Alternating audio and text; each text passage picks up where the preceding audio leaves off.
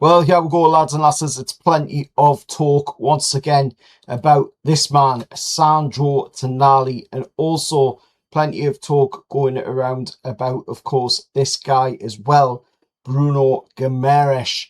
War Bruno and War Sandy being linked with moves away from Newcastle United, and I'm going to be talking about that in today's video. And I will also be talking about, of course, news regarding, of course, Vlachodimos, as you can see on the screen right there, and of course news on a youngster, that lad right there, Kyle Haley Matthews of West Ham. But let's get into, of course, talking about the Sandro Tonali news first, and of course keep a listen out for the match preview for the game against Congo as well, because that will be in this video. But like I say, let's go and of course talk about this news on Sandro Tonali. As you can see right here to my right, Man City are understood to have made fresh inquiries on Sandro Tonali, and with, of course, Tottenham yet to return with a follow-up bid for the Italian star. And we all know what Tottenham's return bid was. It was just basically a bit of a, like it came out of a carry-on sketch or something. You know, Tottenham coming back and saying, "Are you sure about that?" It us rejecting the fee. I mean, of course we're sure about that. You know, at the end of the day, that's our player. If we don't want to accept the fee that you're coming in with, then we won't accept that fee. At the end of the day, you know, we're not going to go and sell Sandro Tonali for absolute pennies on a dime when you consider, you know, the player that he is, what he can do. We know what he can do, you know, and we want that bare minimum 100 million fee for Sandro Tonali. He's still got quite a bit of time left on his contract. He's a young guy. He's coming into his prime years as well as a midfielder, and Tottenham know what he's worth. And Tottenham are trying to play hardball. They're trying to low ball with, and they're trying to get him on the cheap, and that's not going to happen. And Man City are inquiring. I think Man City might be the team that he'll end up going to, but we'll have to wait and see on that one. But, you know, it looks like it is Sandro Tonali moving away from Newcastle United. And if that is the case, like I've said, you know, already on previous videos that I've talked about Sandy already on, you know, if we can get bare minimum 100 million for the lad, we'll move him on. He's done, you know, at least something for the club. He's repaid the faith that was showed in him during that whole gambling situation that he was having to deal with. And, you know, he moves on. If we can get that bare minimum 100 million deal, preferably from somebody in the foreign leagues, would be great. But if it is Man City, then, you know, at the end of the day, he moves to Man City, we'll get that 100 mil, and then we can put that and reinvest it into the team. And then talking about, of course, this man, Bruno. Like I say, a lot of talk around Bruno. He's been lighting up the World Cup for Brazil, probably the best player for Brazil, in my opinion, at this World Cup, along with Vincenzo Jr., Vinny Jr., and Bruno. Bruno, obviously, for me, is a standout guy for Brazil. Without Bruno's assists, without Bruno's ability and his knowledge on the ball in this World Cup, Brazil wouldn't be performing like they are. And, you know, we've seen Arsenal being linked with him. We've seen loads of clubs being linked with Bruno.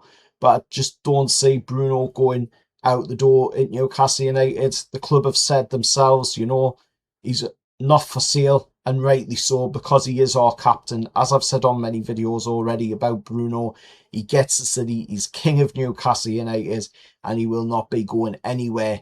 And he should not be going anywhere, no matter the fee. Because you can't replace a player like Bruno. You really can't. You can't replace that heart. You can't replace that soul. You can't replace that passion, that drive, that know-how on the ball that Bruno has. And that is just a massive, non-negotiable transfer, in my opinion. And rightly so, we should be giving him 200 grand a week as well, because the guy is absolutely worth it. He is literally our Kevin De Bruyne, like Man City had De Bruyne. Bruno is literally all Kevin De Bruyne. And hell, I may be a bit delusional in seeing this, probably from rival fans that may watch the channel, but I've got to say, Bruno's probably even better than Kevin De Bruyne, in my opinion. It's a bold statement, but let us know what you think down in the comments below. I mean, looking at what he's done in this World Cup for Brazil, it's pretty hard to argue with that opinion that he's better than Kevin De Bruyne, in my opinion. Moving on to talk about Vlachodimos, and it looks like Sevilla will, of course, move closer to signing Vlachodimos this week. The club has accelerated negotiations with Newcastle on the Greek goalkeeper, and it is very close to, of course, Vlachodimos going back to Sevilla. It looks like it could possibly be a loan.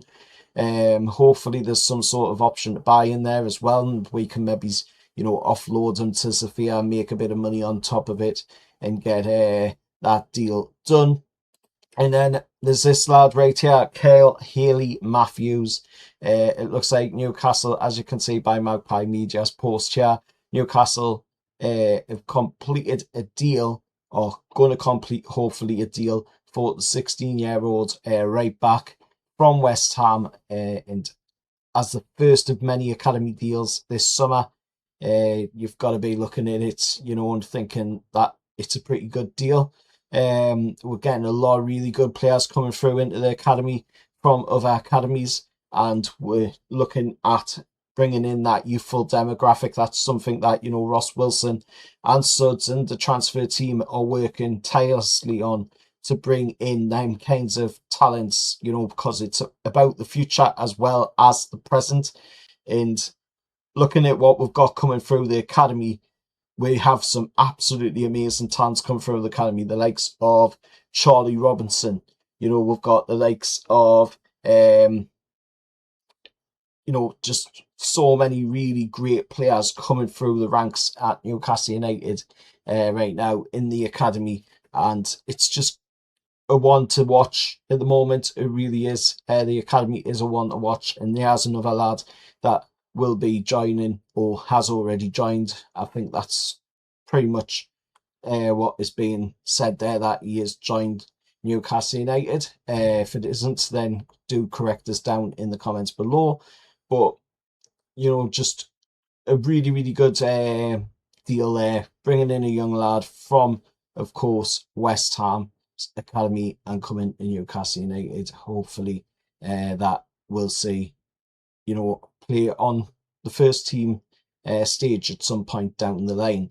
Now, like I said, I was going to talk about, of course, the game coming up tomorrow against Congo, DR Congo, Wissa against England, which means Wissa against Dan Burn, Wissa against ex-Mags, Elliot Anderson and Anthony Gordon.